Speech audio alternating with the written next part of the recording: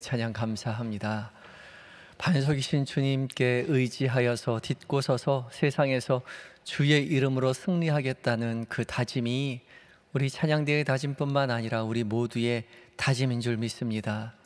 그 다짐을 주께서 기뻐하시고 우리 곁에서 승리케 하여 주실 줄 믿습니다. 믿고 의지하여 승리하시는 모든 성도님들 되시기 바랍니다. 이 시간 오늘도 변함없이 하나님의 말씀 앞에 선 우리 모두에게 성령 하나님께서 거룩한 빛을 비춰주셔서 각자에게 하나님의 음성으로 듣게 해주실 줄 믿습니다. 새벽에도 만나고 저녁에도 만나고 또 내일 새벽에 또 만날 거죠? 우리가 목사님을 만나는 게 아니라 주님을 만나는 거죠. 말씀을 만나는 것입니다. 주께서 우리 곁에 늘 계셔서 우리와 함께 하시며 들려주시는 그 음성 붙잡고 살아갈 때에 주와 동행하며 정말 찬양한 그대로 반석 위에 서서 승리하시는 모든 성도님들 되시기 바랍니다. 오늘 복음 이제 마가복음 14장 이제 지나고 있는데요. 오늘 이 14장부터 이제 예수님께서 십자가에 못 박혀 죽으시기 위해서 가는 그 여정이 본격적으로 시작이 됩니다. 그동안 예수님은 이제 예루살렘으로 들어오셔서 나귀를 타고 들어오셔서 성전을 청결케 하시는 그런 사건을 보여주었죠. 그리고 성전을 무너뜨리고 내가 3일 만에 다시 짓겠노라고 말씀하셨습니다. 그리고 드디어 14장에 이르러서는 예수님께서 이제 마지막으로 성만찬을 행하시고 잡히시고 십자가에 매달려 죽으시고 부활하시는 16장까지 쭉 이어지게 되죠. 예수님의 죽으심의 첫 시작이 오늘 14장부터 시작됩니다. 오늘 말씀 1절과 2절 이렇게 시작하고 있지요. 우리 1절과 2절 한 목소리로 함께 봉독하겠습니다. 시작. 이틀이 지나면 유월절과 무교절이라 대제사장들과 서기관들이 예수를 흉계로 잡아 죽일 방도를 구하며 이르되 밀란이 날까 하노니 명절에는 하지 말자 하더라. 이틀이 지나면 무슨 날이라고요? 유월절과 무교절이라 이야기합니다. 이 유월절과 무교절은 늘 함께 가죠. 유월절이 끝나는 그 바로 시작되면서 무교절이 7일 동안 이어집니다. 출애굽기 12장에 보면 하나님께서 이 유월절을 제정하신 그리고 그것을 정하여 지키라고 명령하시는 장면이 나오죠. 이 유월절을 기점으로 해서 이스라엘의 첫 달이 시작하고 첫 해를 시작하라 하나님께서 말씀하십니다. 그러니까 이스라엘의 첫 해는요 이 유월절로부터 시작합니다. 그러니까 이스라엘의 가장 중요한 절기가 이 유월절이죠. 이스라엘은 3대 절기가 있습니다. 유월절과 오순절과 초막절.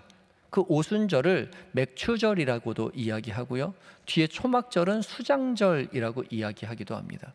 근데 이 유월절은 그대로 유월절이죠. 이 이스라엘의 3대 절기엔 항상 이스라엘 백성들 남자 유대인들은 예루살렘으로 올라와서 하나님 앞에 얼굴을 보이고 예배를 제사를 드려야 했죠. 그 중에 첫 시작이 가장 중요한 것이 이 유월절입니다. 이 유월절은 유월, 넘을 유, 건널 월, 그래서 건너간다, 넘어간다는 뜻이죠. 영어로는 패스오버입니다. 건너간다, 넘어간다 똑같이 사용하죠. 히브리어는 페사흐인데 이것도 넘어간다라는 뜻입니다. 그러니까 유월절이란 말은 그냥 넘어가는 날인 거죠. 무엇이 넘어갑니까? 우리 잘 알고 있듯이 하나님께서 이스라엘 백성들을 이집트에서 애굽에서 출애굽시킬 때에 10개의 재앙을 내리시죠.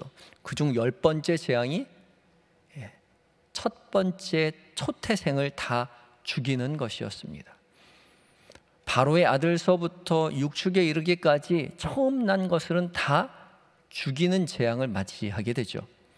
그때에 모세를 통하여 하나님께서 이스라엘 백성들에게 알려주기를 1년 되고 흠없는 숫양을 잡아서 그 피로 문설주에 바르면 인방에 바르면 그 집은 아들이 죽지 않고 넘어간다는 거죠. 사망이 넘어간다, 그렇게 해주시겠다 약속하셨습니다.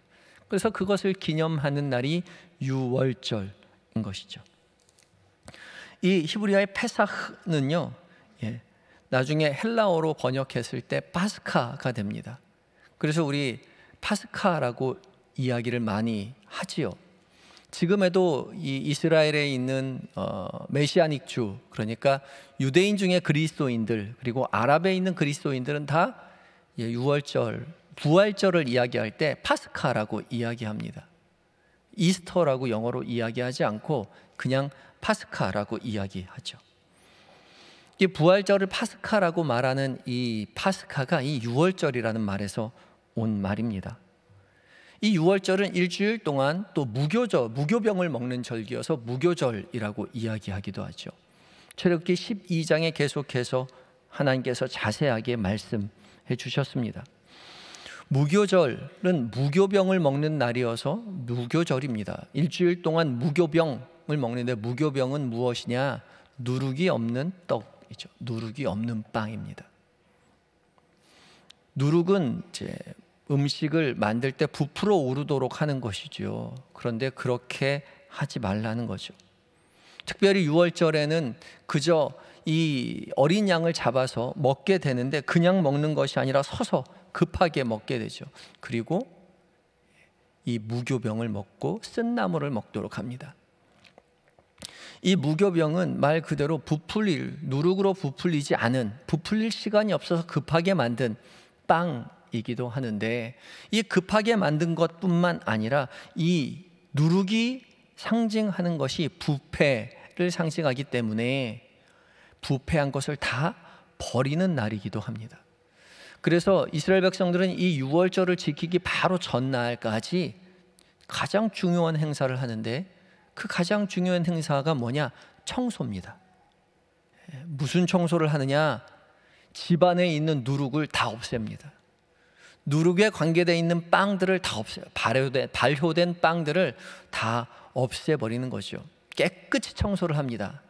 그리고 그것이 청소가 끝난 다음에 어린아이들이 촛불을 들고 집안을 샅샅이 뒤지도록 합니다. 혹시라도 누룩이 있는 빵이 있는지 살피는 거죠. 그리고 나서야 비로소 유월절 식탁을 시작합니다. 가장 집에서 좋은 접시와 그릇들을 펼쳐놓고 유월절 식사를 하게 되죠. 그만큼 유월절은 정말 중요한 일입니다. 누룩이 없는 빵을 일주일 동안 먹게 되죠. 이스라엘 백성뿐만 아니라 이스라엘에 살고 있는 식품점에서도요, 이 누룩이 있는 빵을 팔지 않습니다. 그만큼 정확하게 이 모든 일들을 지켜내죠. 그만큼 이스라엘에게 중요한 절기입니다. 이 중요한 절기를 지키기 위해서 예수님과 제자들과 많은 무리들이 모여 있죠. 이틀이 지나면 유월절과 무교절이라, 대제사장과 서기관들이 예수를 잡아 죽일 방도를 구하였는데, 이때는 죽이지 말자라고 이야기했습니다. 원래 죽일 계획을 하고는 있었지만 이때는 죽일 수 없다라고 판단했던 것이죠. 오늘 1절과 2절 다시 한번 읽어보도록 하겠습니다. 시작. 이틀이 지나면 유월절과 무교절이라 대제사장들과 서기관들이 예수를 흉계로 잡아 죽일 방도를 구하며 이르되 밀란이 날까 하노니 명절에는 하지 말자 하더라. 이 대제사장과 서기관들이 원래 예수를 흉계로 잡아 죽일 생각을 하긴 했었는데, 이 유월절엔 하지 말자라고 모의하죠.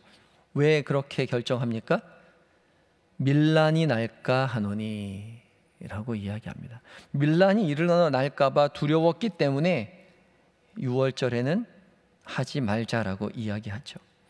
지금 유월절을 지키기 위해서 많은 이스라엘 백성들이 다 예루살렘에 모여들었는데, 이때 혹시라도 예수님을 잡아 죽였다가 밀란이라도 일어나게 된다면 큰 일이 일어나지 않겠느냐 두려웠던 거죠.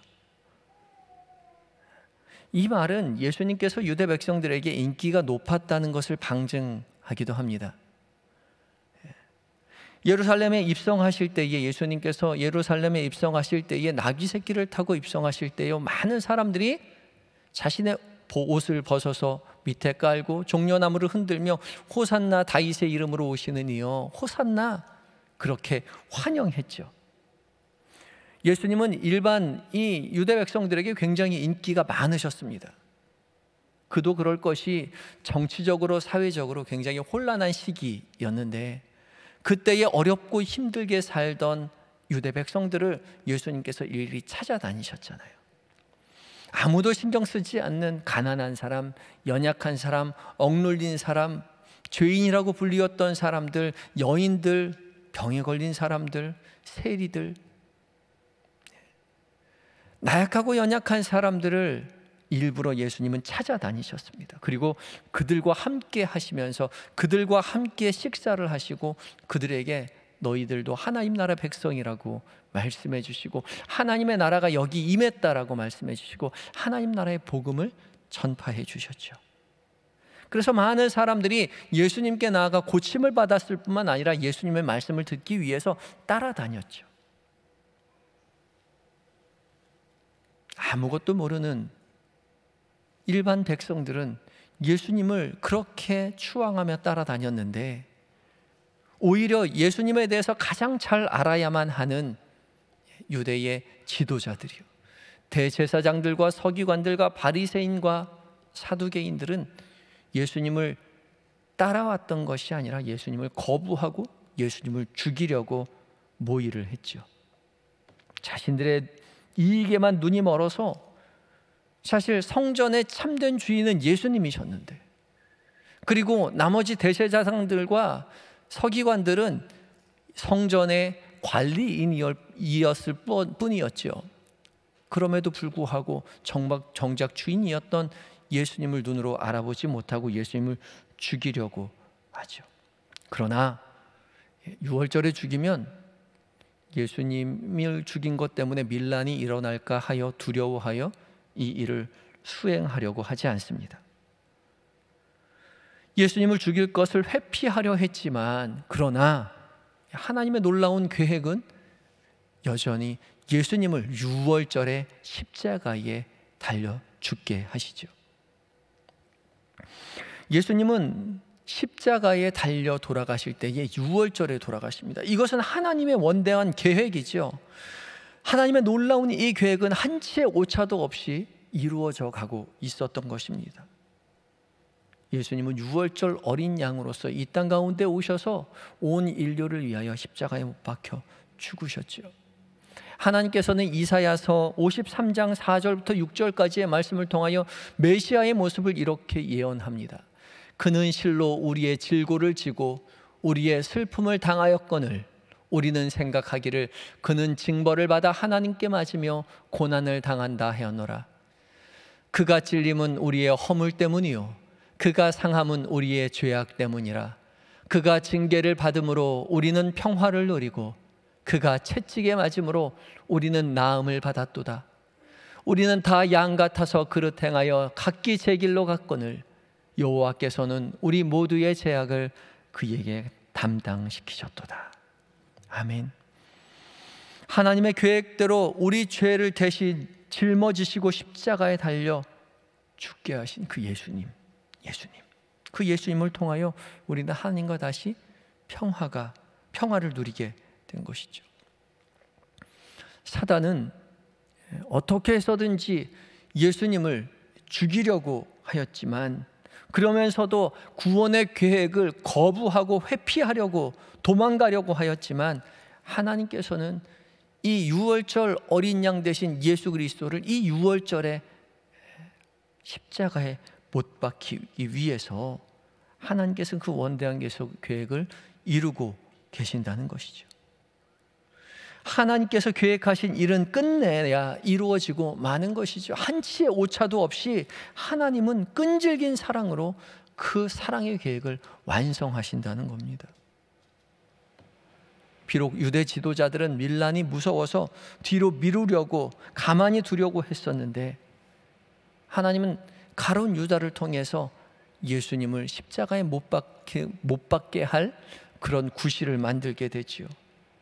가룟 유다가 예수님을 대제사장에게 넘겨주려고 결심을 하게 됩니다. 왜 그런 결심을 하게 되었느냐? 오늘 본문의 이 사건을 통해서이죠. 옷값을 깨뜨리는 이 사건을 통해서 가룟 유다는 대제사장들에게 예수님을 넘길 생각을 하게 되고, 원래는 대제사장들은 이런 계획을 하고 있지 않았음에도 불구하고 엉겹결에 예수님을 유월절의 십자가에 달려 죽게 만듭니다. 그럼으로써 예수님은 유월절에 어린 양으로서 온 세상의 죄를 짊어지고 담당하고 죽게 되시는 것이죠. 이런 예수님과 십자가의 사건은 유월절 어린 양으로서의 사건이라는 것을 기억하시고, 그런 관점을 가지고 우리 오늘 사건을 다시 살펴보아야 하는 거죠. 오늘의 이야기는 베다니 나병 환자 시몬의 집에서 이루어졌다라고 기록하고 있죠. 3절 말씀 다시 한번 읽어보도록 하겠습니다. 시작. 예수께서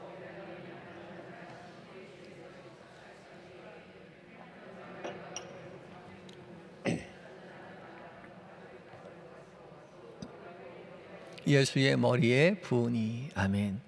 예수께서 베다니 나병 환자 시몬의 집에서 식사하실 때에 일어난 일이다 라고 이야기합니다. 예수는 지금 베다니에 계시죠. 베다니는 예루살렘 감람산 동쪽에 자리 잡은 한 3km 정도 떨어진 곳입니다. 이곳에 있는 이 베다니에 사실은 마리아도 살고 마르다도 살고 또 죽은 나사로가 산 곳이 살려주신 곳이기도 하죠. 이곳 베다니요. 그런데 지금 예수님은 이 베다니에서 나병 환자 시몬의 집에서 식사를 하고 있습니다. 나병 환자라고 썼긴 했지만 지금 나병이 걸린 사람과 식사를 하진 않으셨을 것입니다. 왜냐하면 이런 나병이 걸린 사람들은 동네에 머물러 있을 수 없었기 때문이죠. 아마도 예수님께서 이 시몬을 내 질병을 고쳐주셨을 것이고 그것에 감사하여 모시고 식사를 하고 있었을 것이라고 생각이 됩니다. 이 기록에 의하면은 이 베다니에는요, 나병 환자들이 함께 있는 수용소가 이 자리에 있었다라고 이야기합니다. 그래서 아마도 이 시몬도 이 수용소에 있다가 예수님의 돌보심 속에서 고침을 받지 않았을까 생각하는 거죠. 예수님은 나병 환자였던 시몬의 집에 초대되어서 함께 식사를 하고 계셨습니다. 그때에 우리에게 너무나도 익숙한 한 여인, 여기서는 이름이 나와 있지 않지만 다른 성경에는 마르다의 동생이었던 마리아라고 이야기하죠. 한 여인이 매우 값진 향유 곧 순전한 나드 한 옥합을 가지고 와서 깨뜨려 머리에 붓습니다. 순전한 나드 한 옥합이죠. 나드 한 옥합입니다. 나드. 이 나드는 히말라야하고 인도에서 나는 매우 값비싼 이 향유 식물입니다. 식물에서 채취하는 식물 기름이지요. 이 향수 오일입니다. 그러니까 인도 히말라야에서 나는 거기 때문에 이스라엘에서 나는 것이 아니죠. 굉장히 귀하고 값이 비쌉니다. 구하기 힘들어요. 그래서 주로 왕의 식탁이나 보좌에 사용되고 또한 특별히 장례에 사용되기도 했죠. 아가서 1장 12절에 이 나드가 나옵니다. 왕이 침상에 앉았을 때에 나의 나도 기름이 향기를 뿜어냈구나. 솔로몬의 노래이죠.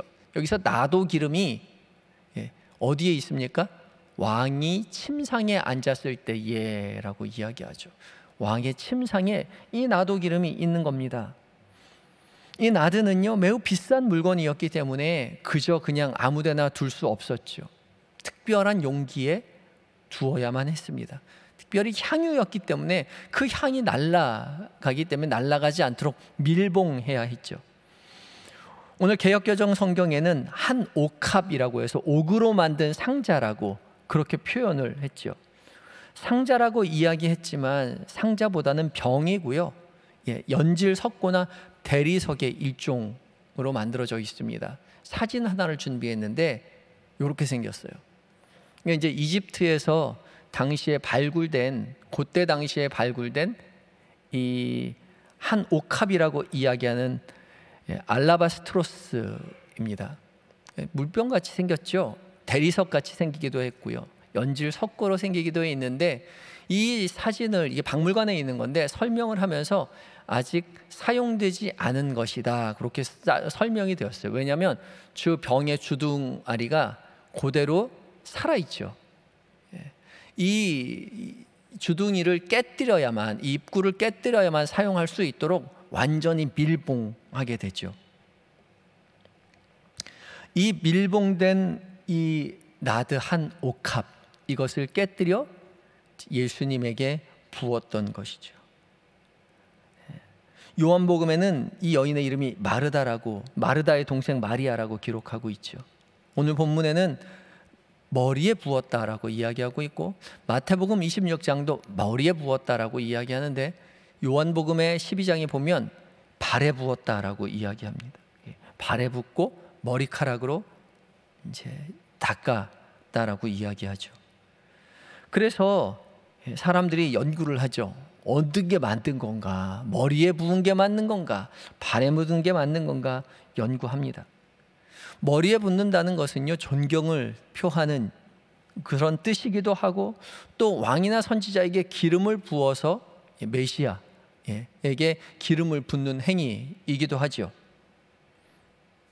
또 발에 붓는다는 것은 존경, 특별한 헌신을 부각시켜주는 상징의 말이기도 합니다. 그러니까 머리에 붓는 건지 발에 붓는 건지. 그래서 어떤 학자들은 이걸 이렇게 설명합니다. 서 있을 때 머리에 부었는데 머리에 부은 게 발까지 흘러내려서 그렇게 닦았다라고 이야기하기도 합니다. 그런데 예수님은 여기에 대해서 이렇게 설명하고 계시지요. 8절 말씀입니다. 8절 말씀 함께 읽겠습니다. 시작. 그는 힘을 다하여 내 몸에 향유를 부어 내 장례를 미리 준비하였느니라. 머리도 아니고 발도 아니고 어디에 부었다고요? 몸에 부었다고요. 머리도 몸이고 발도 몸이죠. 예수님은 그것이 어디에 있느냐가 별로 중요하지 않고요, 무엇을 위하여 부었는지가 중요하다라고 이야기하시죠. 무엇을 위해서 부었다고 예수님이 이야기하시죠? 장례를 위하여, 장례를 미리 준비하기 위하여 향유를 부었다 말씀하시죠. 이 여인이 어떤 마음을 가지고 이 향유를 깨뜨려 예수님께 부었는지 알 수 없지만, 예수님께서는 미리 장례를 준비하기 위해서 이 일이 있었다라고 말씀하고 계시는 거죠. 하나님의 원대한 계획은 이 여인으로 하여금 예수님의 장례를 준비하게 하셨던 것입니다. 하나님의 일은요, 이토록 하나님의 사람들을 통해서 이루어져 가고 있습니다. 비록 우리가 그것을 다 깨닫고 하나님의 원대한 계획을 다 이해하고 그 일을 행하는 건 아니에요. 그러나 우리가 기쁜 마음 가지고, 헌신하는 마음 가지고 주님 앞에 나아가 우리의 가진 전부를 주님 앞에 드렸을 때, 그 일을 통하여 하나님은 하나님의 원대한 구원의 계획을 이루어가는 것이죠. 이 여인이 예수님의 죽음을 미리 알고 했던 것은 아니었을 것입니다.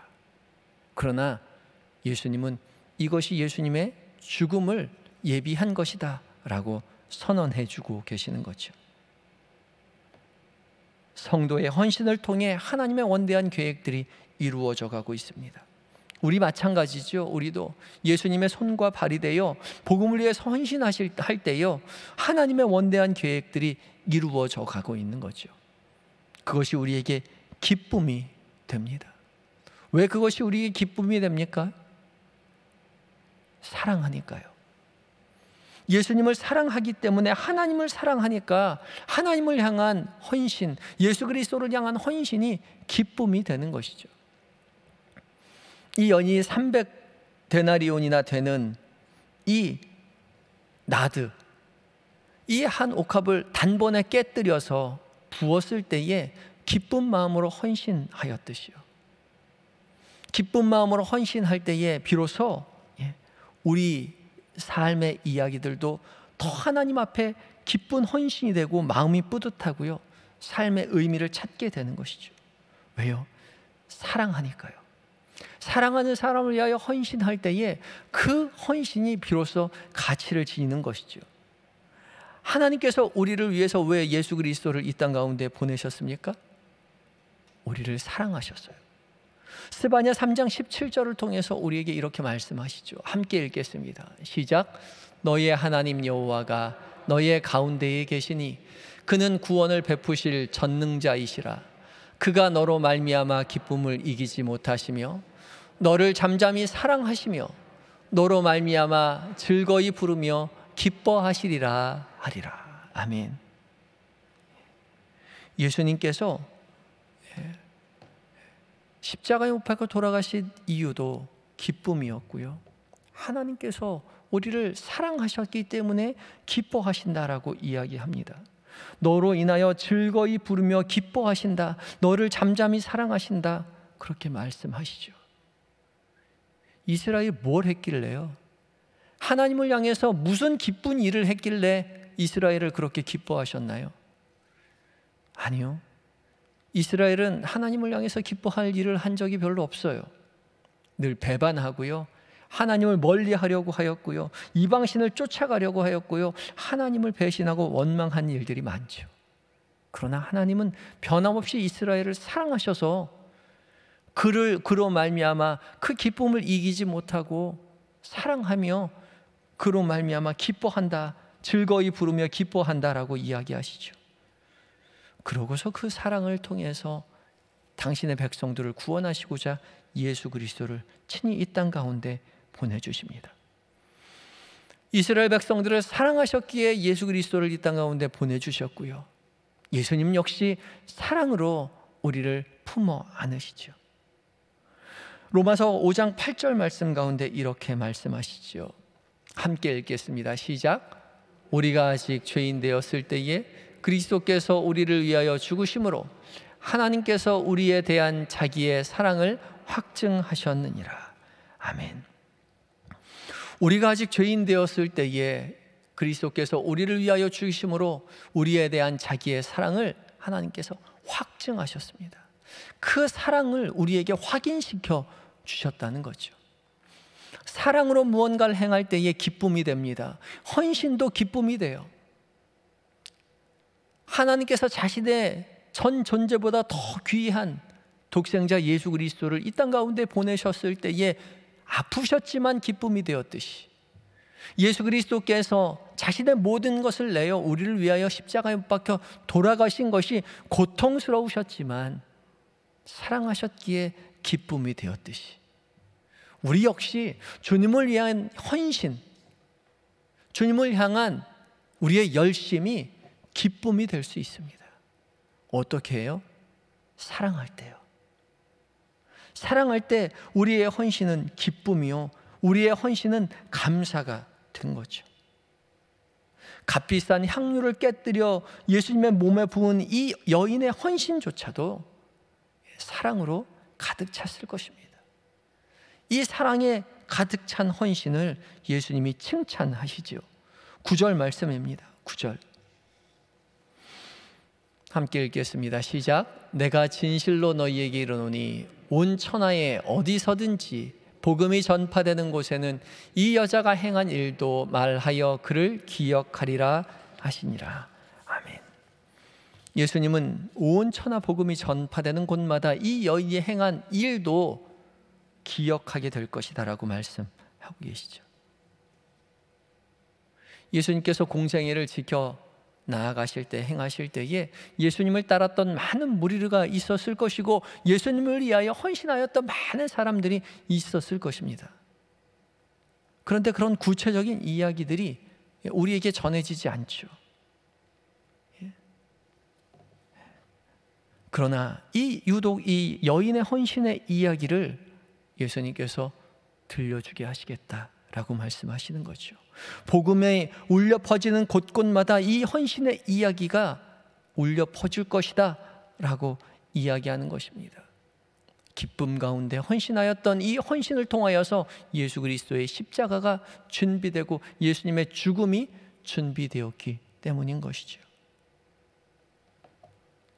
그러나 이 여인의 이 사랑에 가득 찬 헌신, 이 헌신을 다르게 반응한 사람들이 있습니다. 4절입니다. 4절. 4절 말씀, 5절 말씀 같이 읽겠습니다. 시작.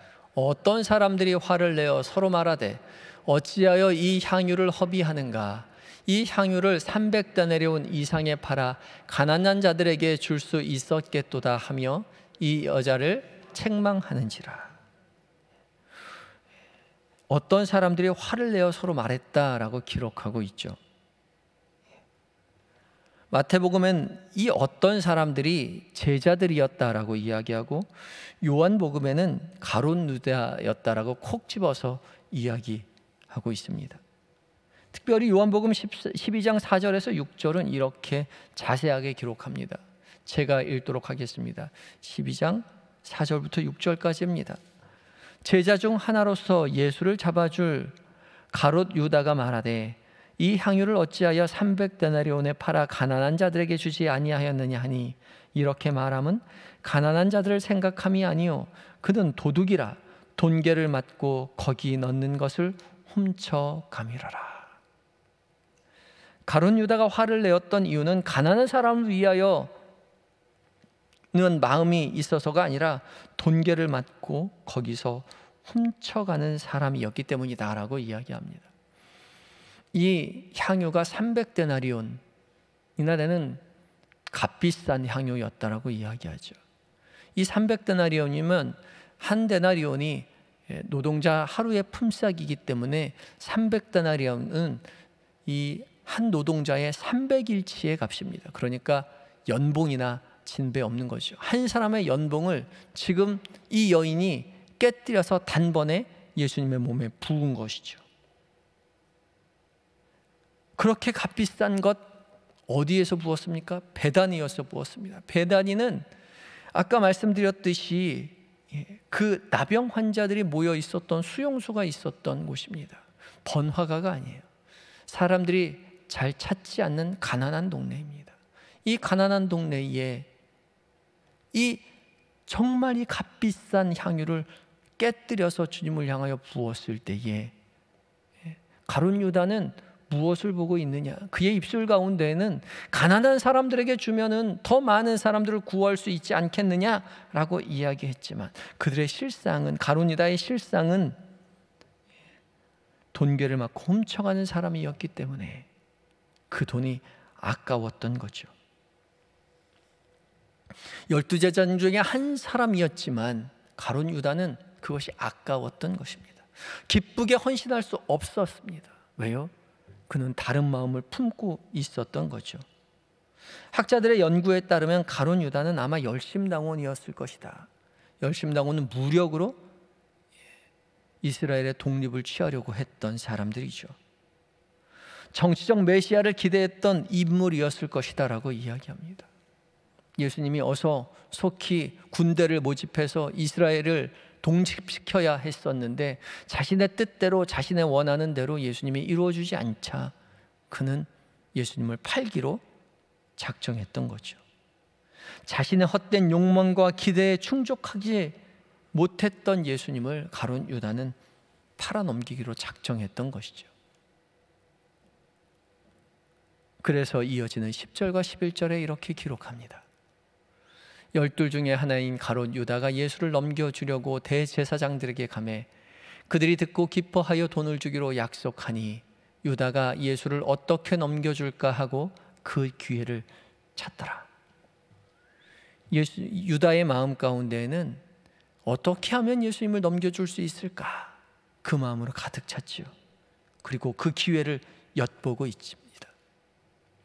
이 가룟 유다의 마음은 옷값을 깨뜨려 예수님께 부었던 이 여인 마리아와 정반대이죠.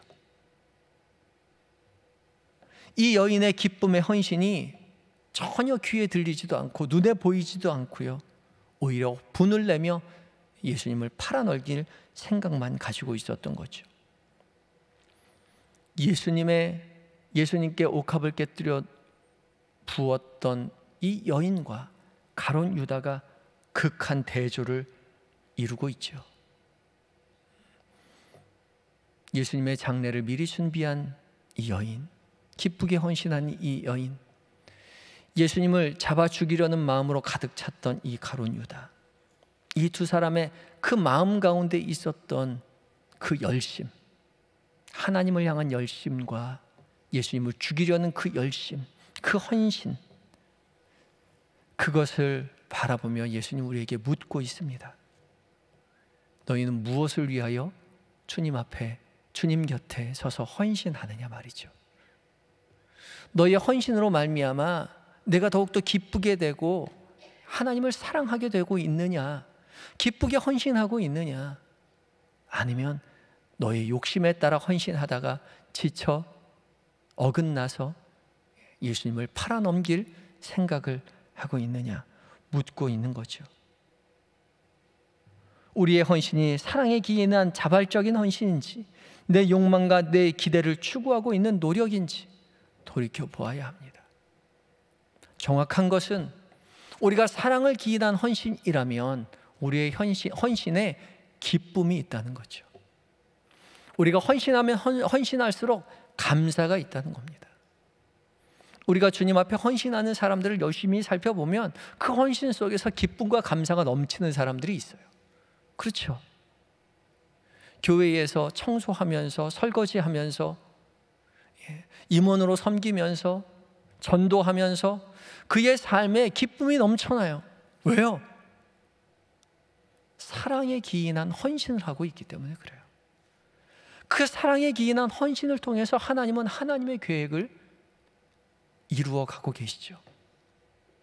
또한 반면에 똑같이 예수님 곁에 있는 제자였음에도 불구하고 예수님을 팔아넘길 생각으로 가득 찬 가룟 유다처럼 교회 안에서 헌신하고 있지만 그의 삶엔 감사가 없고요, 그의 삶에는 시기와 분노가 가득 차 있고요, 질투가 가득 차 있고요, 성냄이 가득 차 있는 사람들이 있습니다. 그 사람을 통하여 하나님은 동일하게 하나님의 원대한 계획을 이루어가고 있는 것입니다. 어디에 설 것인지 우리에게 돌이켜보라 말씀하고 계시죠. 우리의 헌신이 어디에 서 있는지 주님 우리에게 묻고 계십니다. 여러분 어디에 서 계십니까? 여러분에게 감사가 있습니까? 여러분의 헌신에 기쁨이 넘칩니까? 그렇다면 여러분은 향유를 부은 여인과 같은 그런 헌신을 가진 사람이겠죠. 그러나 우리에게 기쁨이 없다면, 감사가 넘치지 못한다면, 시기와 질투로 가득하다면 그는 동일하게 주님 곁에 서 있지만, 아니 누구보다도 주님 가까이 있는 12제자인 중에 한 사람처럼 보이겠지만 그는 하나님의 기쁨의 계획이 아닌 예수를 잡아 죽이려는 그 계획에 동참하는 자로 우를 범하게 된다는 것이죠. 우리의 삶을 돌아보아 기쁨과 감사로 넘치는 헌신으로 주님 앞에 기쁨이 되는, 그리고 이 복음이 전파되는 곳곳에 이 여인의 이름이 울려 퍼졌던 것처럼 또 가룟 유다의 이름도 같이 회자되었죠. 이 여인의 이름이 회자된 것처럼 예수님의 기쁨이 되시는, 자랑이 되시는 모든 한영의 성도님들이 되시기 바랍니다. 우리 잠깐 기도하실 때에 여러분 각자에게 다가오는 그 말씀 가지고 다짐의 기도 드리겠습니다. 다 같이 여러분 마음 가운데 가지고 있는 다짐, 그 다짐 가지고 짧게 기도합니다. 다 같이 기도하시겠습니다.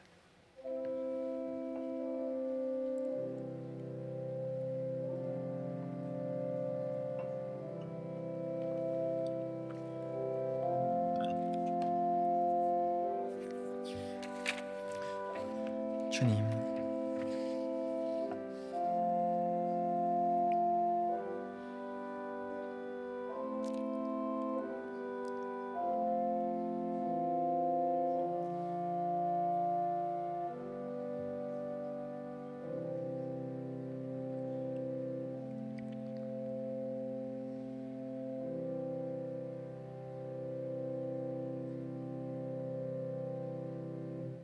주님, 우리가 주님 곁에 모시고 주님과 동행하며 하루하루를 지날 때에 우리의 헌신이, 우리의 열심이 하나님 주의 사랑으로 기인한 주님 기쁨이며 우리에게도 기쁨이 되는 그런 헌신이 되게 하여 주시옵소서. 내 생각, 내 계획, 내 욕망대로 되지 않는다고 분노하거나 시기하거나 질투하는 것이 아니라 주님 기뻐하시는 뜻을 위하여 그저 헌신하면서도 감사로 가득한 그런 믿음의 삶 살게 하여 주시옵소서. 예수님의 이름으로 기도드립니다. 아멘. 찬송가 210